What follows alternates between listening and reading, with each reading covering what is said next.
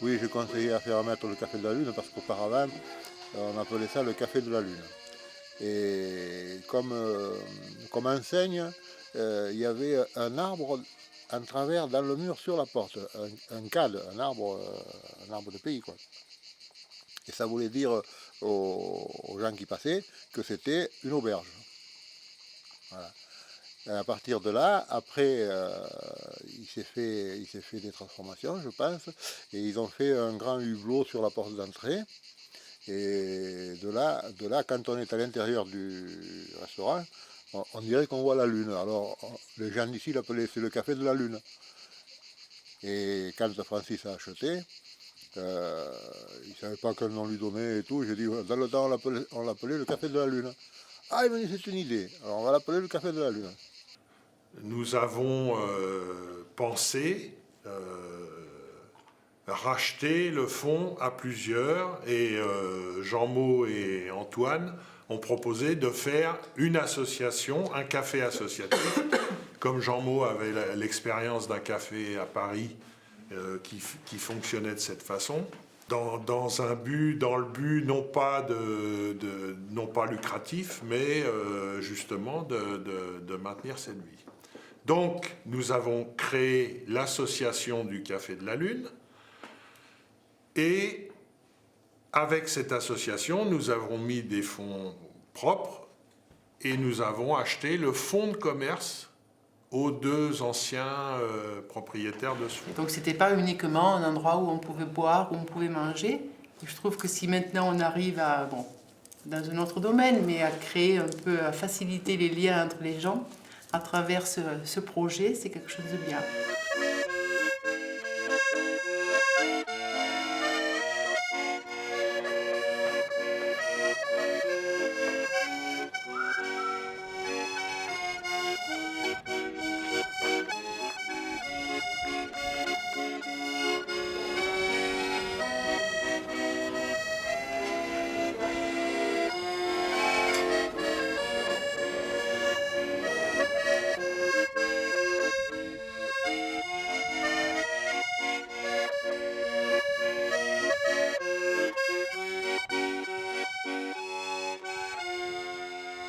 Pourquoi ici, pourquoi pas là, à Saint-Pierre-le-Chaussera. Au départ, ça avait été avant 1900, ou dans les années 1900, c'était la grand-mère.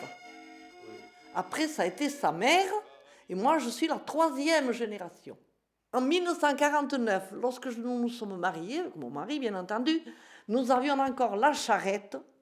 Et quand je suis allée à Saint-Jean de Port-Charès pour chercher mon déménagement, oui, donc ma marle, et puis quelques bricoles, on est parti avec la charrette. Et au lieu de rigoler, on savait presque que je pleurais, moi, de me voir partir avec cette charrette. Il y avait aussi le boucher, monsieur René Pensier, qui habitait en dessous, qui s'arrêtait avec sa camionnette et qui vendait la viande pour la semaine, quoi, ici. Il y avait monsieur Favre, Adrien, qui amenait ses fromages de chèvre et qui les vendait aussi là. Les grands-parents, ils avaient la boulangerie, un fils boulanger, un fils cordonnier et un fils qui faisait le charroi avec la charrette, le cheval.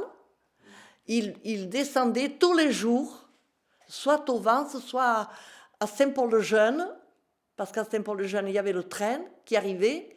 Il allait chercher tous les jours la marchandise qu'il fallait pour Saint-Pierre. Avant, c'était plus... Tout le monde était pareil. Il n'y avait pas d'orgueil. Tout le monde était pareil ou à peu près. On se ressemblait tous. Le cordonnier, l'oncle Alban, qui était cordonnier, il faisait les chaussures des habitants de Saint-Pierre, des hommes, des messieurs. Il fabriquait les chaussures Sur mesure. Sur mesure. Oui, il y avait l'école, il y avait la mairie, on était là, on attendait, il y avait des obsèques, il y avait un enterrement. Un enterrement d'une personne qui habite complètement en bas de la commune, là-bas. Et avant, il n'y avait pas de corbillard, c'était un char à banc qu'on appelait. Et alors là, on a vu arriver les gendarmes à cheval. C'était le 9 septembre. Ils sont venus afficher en 1939. J'avais 14 ans. Je me rappellerai toujours de ce jour. Ils sont venus afficher la mobilisation générale. En 1939, oui. Et ça a duré jusqu'en 1945. Parce que là, on a eu je comprends pas, on a eu le gouvernement de Vichy qui était pour les Allemands, quoi. Oui. Moi, je comprends pas le maréchal Pétain qui avait fait la guerre de 14, tout ça, enfin bon. Après, alors on a eu le général de Gaulle qui est arrivé, alors là, il y a eu la résistance. Oui. Autrement, on serait peut-être été allemand, hein, s'il n'y avait pas eu la résistance. Mais quand je suis allée, j'avais 18 ans. Oui. Et il y avait encore l'occupation allemande, encore. Il y avait encore les Allemands, on ne sortait pas parce qu'il y avait encore en 43. Moi, je suis née en 25. En 43, la guerre n'était pas finie encore. Il y avait encore l'occupation allemande, quoi, enfin bon. Et on nous faisait travailler, vous savez, 10 heures par jour. Hein. On était bien sûr nourris, on nous faisait manger, loger. Mais vous savez, à la chaleur, vous savez, en plein été, comme ça. Oh oui, quand même, c'était dur. Hein.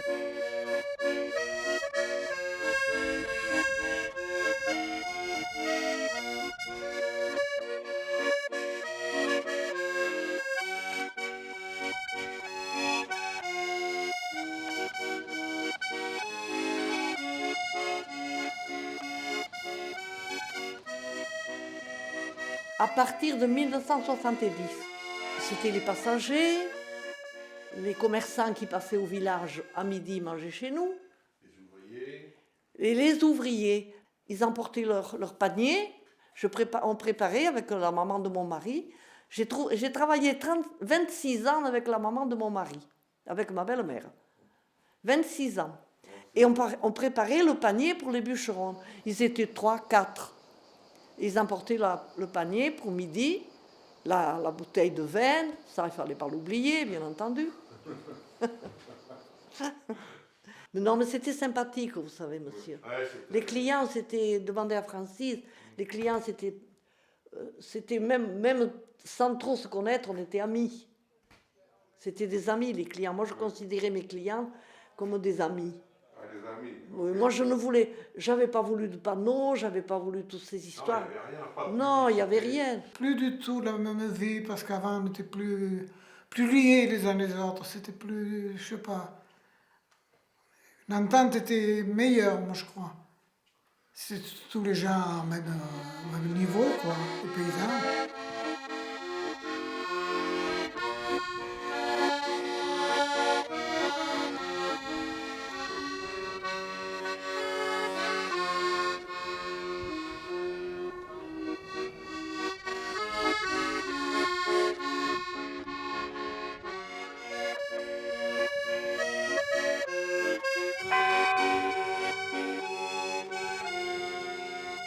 Pourquoi ici, pourquoi pas là, à Saint-Pierre-le-Des-Chausses-là, à Saint-Pierre-le-Des-Chausses-là. Le paradis serait... Et c'est ici aussi qu'ils venaient, le jour où on tuait le cochon, c'est là qu'elle venait laver les boyaux pour faire les saucissons après. Donc c'était en janvier et l'eau était à 3 ou 4 degrés. Et je me rappelle des mains gercées qu'avaient mes parents. Voilà. Chacun ramasse ses olives, oui. Mais par contre, ça, l'olivier, c'est un peu un phénomène de mode. Ça devient à la mode. Les gens aiment bien avoir leur huile d'olive parce que c'est de l'huile qui est naturelle, qui est bonne pour la santé, etc. Donc, ça revient un petit peu à la mode, mais c'est un petit peu... ça devient presque un arbre d'agrément, finalement. Il n'y a pas de rentabilité on ne peut pas vivre avec une oliveraie ici à Saint-Pierre, c'est pas possible. Ça change.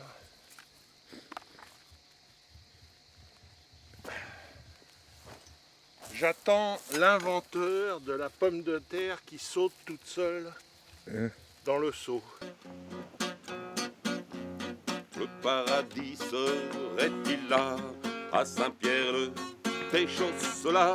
Ce que l'on fait sur cette terre restera toujours un mystère. Pourquoi ici, pourquoi pas là, à Saint-Pierre-le-Des-Chausses-là, à Saint-Pierre-le-Des-Chausses-là?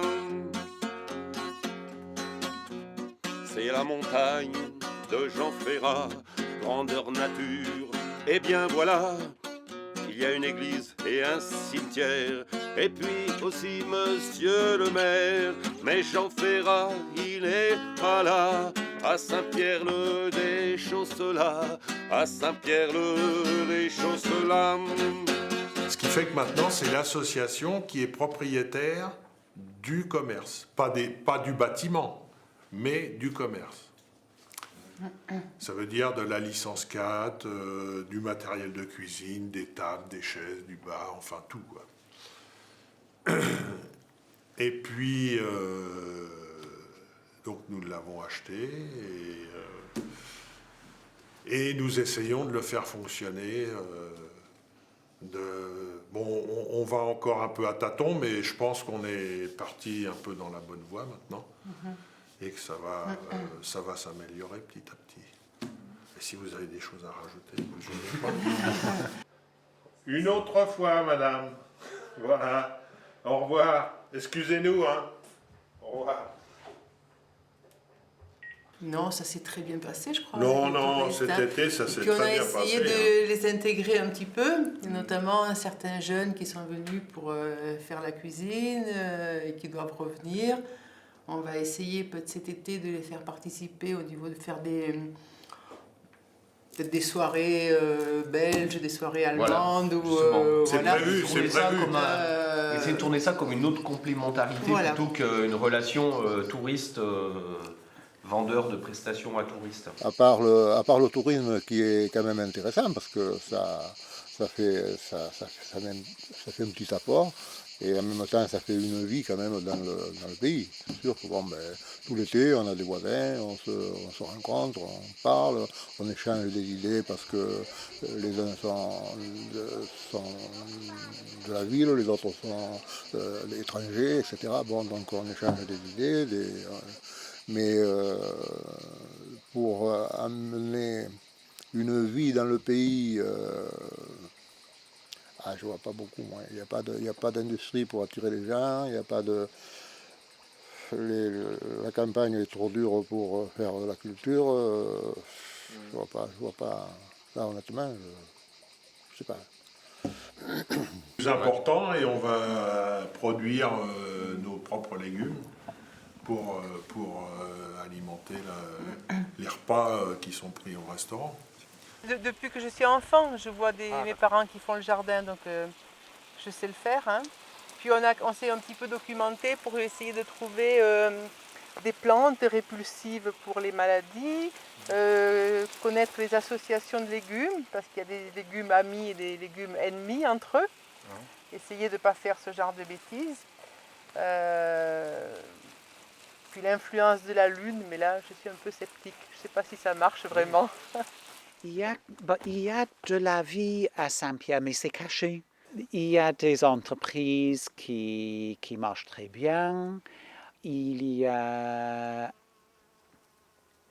en fait, il y a beaucoup de retraités. Et peut-être pas énormément de familles avec des jeunes enfants. Non, il n'y a plus d'enfants, non. S'il y a quelques enfants, ce sont des enfants de Saint-Jean, où ce sont des barbacoules un peu. Les habitants de Saint-Pierre s'entraidaient beaucoup entre eux. C'était un genre de communauté, si vous voulez. Si on avait besoin de quelqu'un, on allait trouver son voisin, on allait trouver un ami, il venait vous donner un coup de main, on le lui rendait une autre fois quand l'occasion se présentait. Et donc il y avait beaucoup plus de fraternité, si vous voulez, que maintenant, où les autochtones sont très peu. On a peu d'habitants dans la commune, donc il y a quand même une bonne mentalité encore, mais c'est plus quand même tout à fait ce que c'était. Mais bon, les enfants s'agrandissent, puis ils vont au collège et puis ils partent ailleurs, quoi. Mais il n'y en a plus qui restent ici, déjà.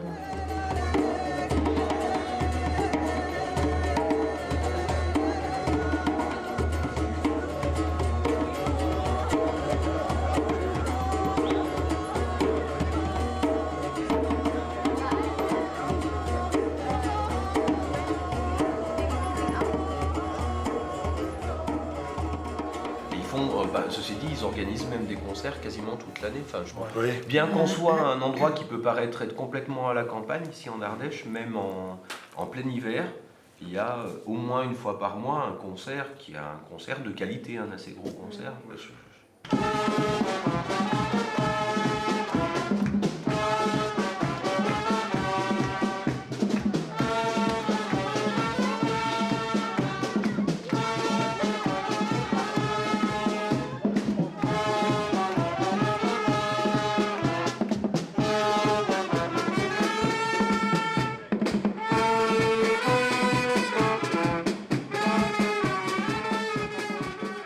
Il y avait beaucoup plus de monde, il y avait de la culture. C'était que les gens du pays, quoi. C'était vraiment autrement. Mais Francis s'en rappelle. À peine. Alors maintenant, c'est nous qui sommes des étrangers chez nous. Oh là là. Non, mais moi je suis tout à fait d'accord qu'il ne faut pas laisser mourir les petits villages. Il faut leur donner une vie à ces villages. Parce que pendant quelques années, Francis, eh bien, ça a été un peu mort, Saint-Pierre. C'était mort même. Hein. Vous voyez que maintenant ça revit. La place publique, vous qui êtes ouverts, tout ça. Ça donne de la vie au village. Il y a des gens qui ont des résidences secondaires, mais qui sont ici plusieurs mois de l'année. Et puis, après, il y a des touristes, des gens qui viennent, qui sont en gîte, souvent, mais qui sont là 3 semaines peut-être. Non, avec tous les gens qui ont acheté, qui habitent ici, qui viennent en vacances, etc., on n'a pas de problème. Non, on ne peut pas dire qu'on a des problèmes. On n'a pas forcément les mêmes idées parce que les habitants de la ville, ils sont habitués à la vie citadine. Nous, on est ruraux, on est habitués à notre vie dans la campagne. Donc, si vous voulez, on n'a pas forcément les mêmes idées. Mais ça ne fait pas de conflit, je veux dire. Ça fait pas de... Non, ça, non. Une chanson pour raconter ça, je n'en entends et n'en vois qu'une au-dessus du café de la Lune. À Saint-Pierre-des-Chausselas, c'est la montagne de Jean Ferrat.